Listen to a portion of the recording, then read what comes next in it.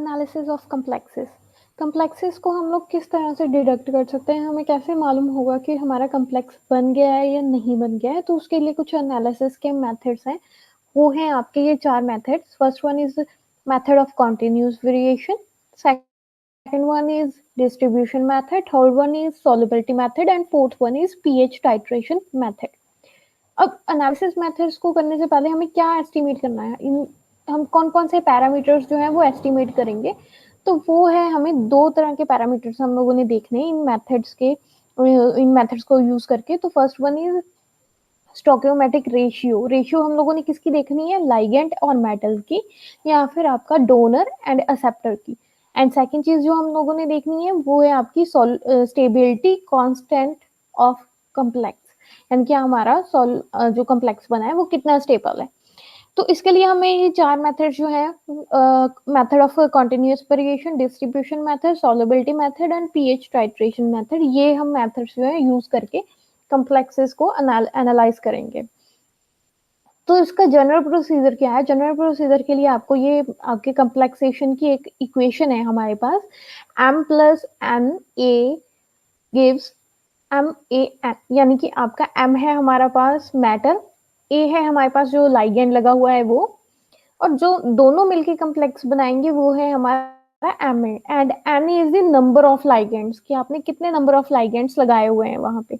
तो stability constant इस equation से हमें मिल जाएगा, k equals to concentration of the product that is m a n upon concentration of the metal into concentration of the ligand into n number of molecules जो आपने ligand के लगाए हैं। तो इस इक्वेशन के अगर ऊपर हम लोग log लगा दें, तो log लगाने के बाद, दोनों साइड के ऊपर log लगाने के बाद हमारे पास जो इक्वेशन आ जाएगी वो है हमारी log concentration of MAN equals to log K that is constant plus log concentration of M plus N log concentration of A that is ligand। तो हमारे पास ये एक ग्राफ ड्रॉ हो जाएगा ligand और आपका जो कम्प्लेक्स बना हुआ है मेटल के साथ उसके बीच में। तो ये एक स्ट्रेट लाइन हमारे पास स्लोप आ जाएगी, जिससे हम लोग क्या है आपका स्टेबिलिटी कांस्टेंट जो है वो निकाल सकते हैं। तो सबसे पहला मेथड है हमारा continuous variation method. Continuous variation method में हम लोग जो है आपकी फिजिकल प्रॉपर्टीज जो हैं वो देखेंगे, वो डिडक्ट करेंगे। तो फिजिकल प्रॉपर्टीज हमारे पास कौन कौन सी हैं? सबसे पहले है हमारी डाइलेक्ट्रिक कांस्टेंट, नेक्स्ट है हमारी reflective index, and third one is spectrophotometric extension coefficient, यानी कि स्पेक्ट्रोफोटोमेट्रिक जो मेथड्स आपके आते हैं डिडक्शन के लिए वो हम लोग यहाँ पे यूज करेंगे। तो इसमें करना क्या है हम लोगों को कि आपका ए प्लस बी का हमारे पास जो है एक मेटल है एक लाइगेंड है आपका, अगर वहां पे कम्प्लेक्स बना हुआ होगा तो ज्वाइन करने के बाद या तो वो कम्प्लेक्स बनाएगा या तो नहीं बनाएगा। तो अगर वहां पे कम्प्लेक्स बना हुआ है तो जो आपकी फिजिकल प्रॉपर्टीज जो 3 है ऊपर ये हम लोगों ने पढ़ी, इनमें कोई ना कोई वैल्यू में डिफरेंस आएगा, कुछ ना कुछ वैल्यूज में डिफरेंट आ जाएगा। लेकिन अगर आपका जो कम्प्लेक्स नहीं बना हुआ, वहां पे कोई कम्प्लेक्स नहीं बना है इन दोनों के बीच में, तो आपकी फिजिकल प्रॉपर्टीज जो है वो एज इट इज जैसे थी वो वैसे की वैसे ही रहेंगी। तो ये था आपका कॉन्टिन्यूअस वेरिएशन मेथड। तो यहाँ से हम कर्व देख सकते हैं कि अगर हमारे पास डाइलेक्ट्रिक कांस्टेंट की बात करें हम लोग और कम्प्लेक्स आपका बना हुआ है ये देखें तो क्या होगा, ड्यू टू कंप्लेक्सेशन फिजिकल प्रॉपर्टीज में रिजल्ट टू बी मैक्सिमम और मिनिमम। तो अगर कम्प्लेक्स बना तो या तो फिर आपकी फिजिकल प्रॉपर्टीज जो है वो मैक्सिमम होंगी या तो फिर मिनिमम होंगी, 2 ही चीजें हो सकती हैं। अगर वो मैक्सिमम या मिनिमम पॉइंट हम लोग आपका जो है किसी एक स्पीसीज के लिए किसी ग्राफ में अगर प्लॉट करें तो हमारे पास जो आपकी ग्राफ आएगा वो कुछ इस तरह से देखने को मिलेगा आपको। यहाँ पे कम्प्लेक्स बना हुआ है तो कम्प्लेक्स जो उसकी ओरिजिनल हमारे पास लाइन थी वो स्ट्रेट लाइन थी, लेकिन कम्प्लेक्स बनने के बाद उसकी फिजिकल प्रॉपर्टी में चेंज हो गई है, जिसकी वजह से यहाँ पे कर्व शेप आ रही है ग्राफ की। तो ये रिप्रेजेंट कर रहा है कि वहां पे आपका कम्प्लेक्स बना है। Next one is distribution method. तो डिस्ट्रीब्यूशन मेथड में हमारे पास हम लोग पार्टीशन कोफिशिएंट या फिर आपका डिस्ट्रीब्यूशन चार्ज जो है वो देखते हैं। तो हम लोगों ने एक एक्सपेरिमेंट करना है। एक्सपेरिमेंट में हम लोग देखेंगे, पहले हम लोगों ने आयोडीन लेनी है। आयोडीन प्लस आपका CCl4 लिया 30 ml, प्लस उसमें 30 ml ही वाटर डाल दिया। फिर उसको हम लोगों ने शेक किया। शेक करने के बाद जब आप उसको अनडिस्टर्ब्ड रख दोगे तो उसकी दो लेयर्स फॉर्म हो जाएंगी, एक एक्वस लेयर और एक ऑर्गेनिक लेयर। तो इस एक्वस और ऑर्गेनिक लेयर को हम लोगों ने सेपरेट आउट कर लेना है दोनों को। देन उसको बाद दोनों को इंडिविजुअली हम लोगों ने जो है टाइट्रेशन करनी है। टाइट्रेशन हमने यूज कर इंडिकेटर यूज करना है हम लोगों ने स्टार्च, और टाइट्रेट करना है हम लोगों ने सोडियम थायोसल्फेट के साथ। 0.01 नॉर्म हम लोगों ने सोडियम थायोसल्फेट लेना है एक्वस लेयर के केस में, और 0.1 नॉर्म सोडियम थायोसल्फेट लेना है हम लोगों ने ऑर्गेनिक लेयर के केस में।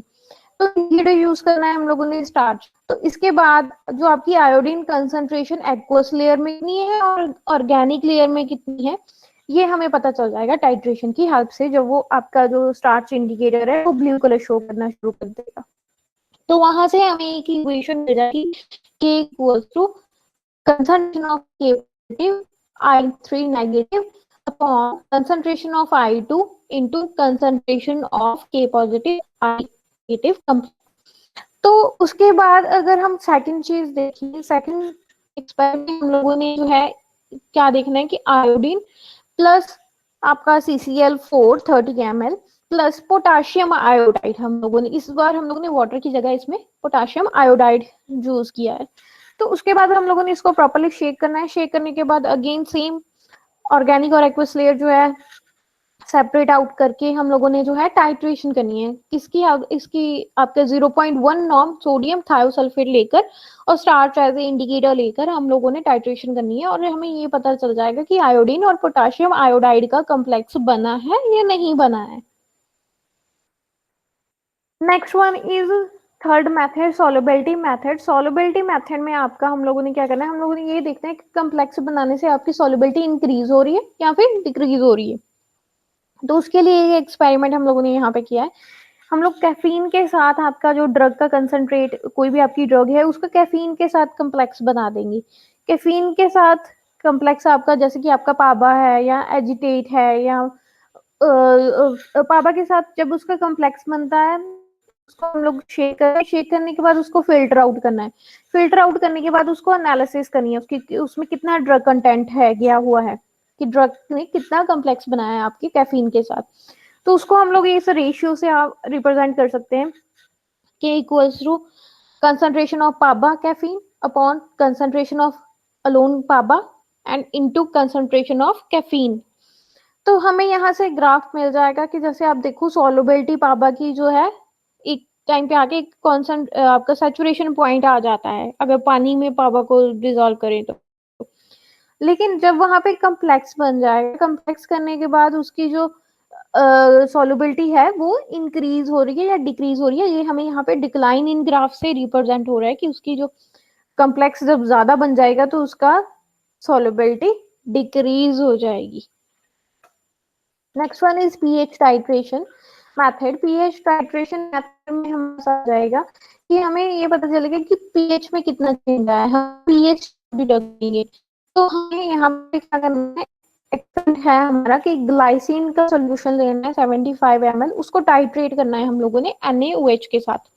तो जितनी पीएच आएगी उसको रिकॉर्ड कर लेना है। नेक्स्ट सेकेंड टाइम क्या करना है, ग्लाइसिन का सॉल्यूशन लिया अगेन 75 ml, उसमें हम लोगों ने ऐड ऑन कर दिया कॉपर, कॉपर और कम्प्लेक्स, कॉपर के साथ उसका कम्प्लेक्स बना के उसको देन अगेन जो है टाइट्रेट किया है NaOH के साथ, और फिर से हम लोगों ने पीएच को रिकॉर्ड किया है। तो जो ये कम्प्लेक्स बना है, कम्प्लेक्स बनने के बाद वहां पे प्रोटॉन्स रिलीज होंगे जिसकी वजह से आपके पीएच जो है वो डिक्रीज हो जाएगी। देन हमें यहाँ पे ये इस ग्राफ में जो है ये पता चल जाएगा कि अकेले ग्लाइसिन की पीएच कितनी थी, यानी कि 6 के अबव थी, और जब वो ग्लाइसिन ने कॉपर के साथ जो है कॉपर 2 के साथ कम्प्लेक्स बना लिया तो उसकी पीएच जो है वो डिक्रीज हो गई, यानी कि वो एल्कली जो है, एल्कली नेचर जो है उसका वो डिक्रीज हो गया। तो ये आपकी पीएच जो है वो 2 से ज्यादा जो है 6 से कम होके आपका 4 से भी कम हो जाएगा और 2 तक जो है वो पहुंच जाएगी। तो यहाँ से हमें इक्वेशन जो है मिल जाएगी स्टेबिलिटी कांस्टेंट की, log beta equals to 2 into T concentration of A। तो इसको आगे हम फर्दर सॉल्व आउट करेंगे तो हमारे पास आ जाएगा log HA initial minus NaOH।